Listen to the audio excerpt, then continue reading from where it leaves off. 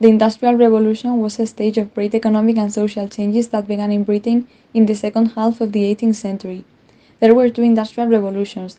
The first one started around 1760 and the second one started around 1870.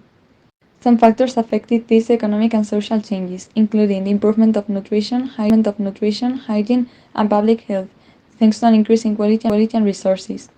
This also decreased the number of epidemics and their death rates. The population growth produced an increased demand for agriculture, which led to the development of a new farming technique called the four-field system, the privatization of land, and the new abundance of livestock. Extensive markets, the changing mentality of the bourgeoisie, and the abundance of iron and coal also contributed to the economic growth. The invention of several machines and complex tools powered by coal, such as the steam engine created by James Watt, replaced artisans and the use of simple tools, and gave rise to factories.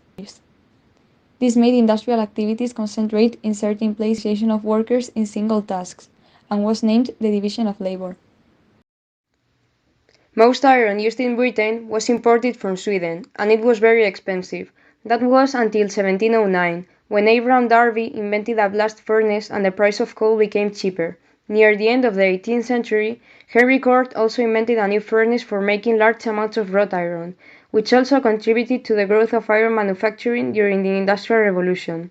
The liberalist economic doctrine, developed by Adam Smith, spread widely during the early stages of the Industrial Revolution. Smith claimed that the best principle to control economic activity was economic freedom. The state shouldn't intervene in the economy, and the law of supply and demand ought to act as an invisible hand to regulate the market, that is, prices and salaries. He also was in favor of the division of labor. The Transport Revolution. As Britain's industrial production grew immensely, new safer and faster transport means were required. After mid-18th century, new roads were built, and the old ones were repaired. Numerous canals were also constructed, and Robert Fulton developed steamboats, which used steam engines. In 1814, George Stephenson created a steam-powered locomotive to transport coal between mines. In 1825, the first cargo railway was built, and in 1830, the first public transport railway was opened. Railways had a great impact on industrialization. For example, they promoted mining by increasing the demand for coal consumption. These new means of transport greatly affected Britain's social and economic fields. Trade, daily life, specialization of global economy, and mining, metallurgy, and the iron industry improved and became better. The Second Industrial Revolution. The international economy grew during the Second Industrial Revolution thanks to the appearance of new energy sources and industries. Electricity and petroleum became very important, as they were used to power machines. The iron and steel industry, the chemical industry, and the electrical industry expanded, meaning they were essential in the economy. Financial capitalism was born with the creation of modern banking and corporations. In the last stages of the 19th century, new systems of production were established: Taylorism, the assembly line, and mass production. These also prompted different corporate groups to appear, such as cartels, holding companies, and trusts. Laws to regulate cartels and trusts were made to avoid unfair monopolies from being created. The Industrial Revolution spread mainly through Europe, the United States, Japan, and Russia. In Europe, it mostly reached the north and northwest.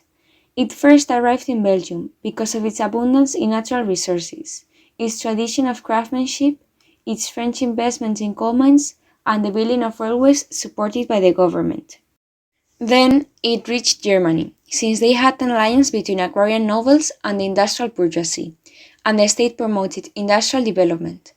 Around 1830 and 1850, France started its industrialization, although it didn't develop completely, as they had a very slow population growth. Many small independent farmers survived, and traditional artisanal activity was extremely important. Lastly, it reached Sweden, where they had a prominent iron industry.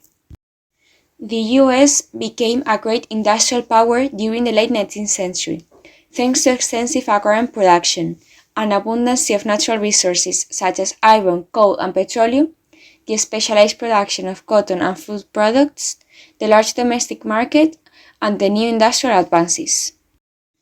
Meanwhile, Japan had been isolated for centuries, but the Emperor Meiji from 1868 to 1912 ended feudalism and industrialized the country.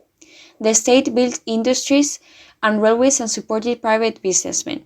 Then, large corporations were formed under family control, which dominated many industries.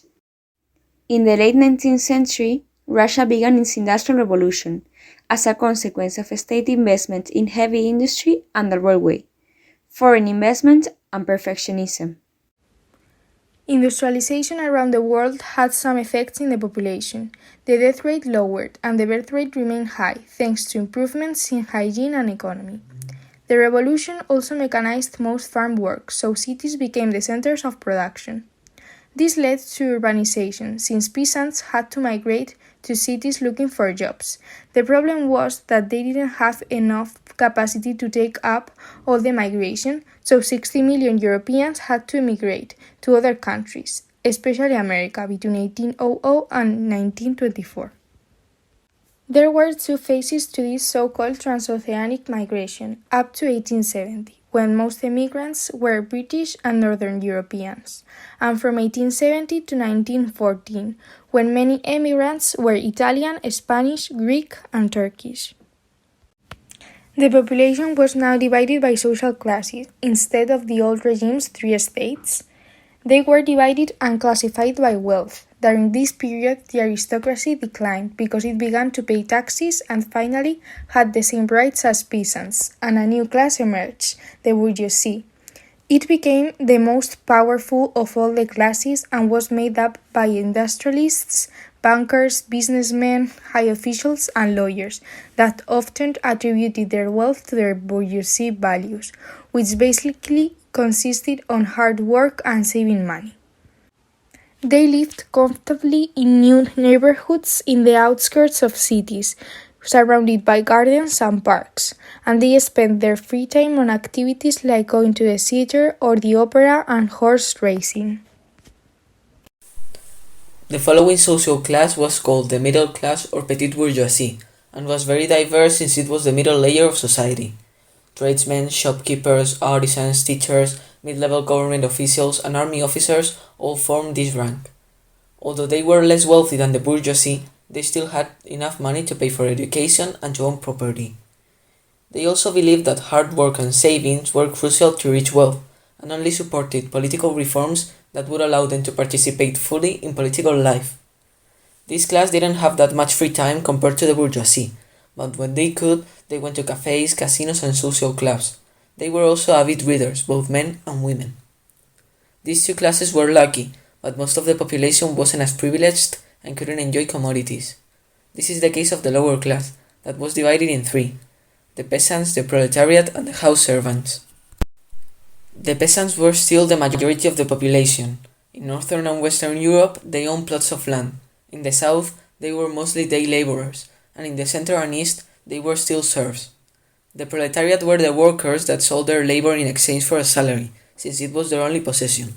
They received very low salaries, so it was difficult to survive, and most children had to leave school to work for over 12 hours a day.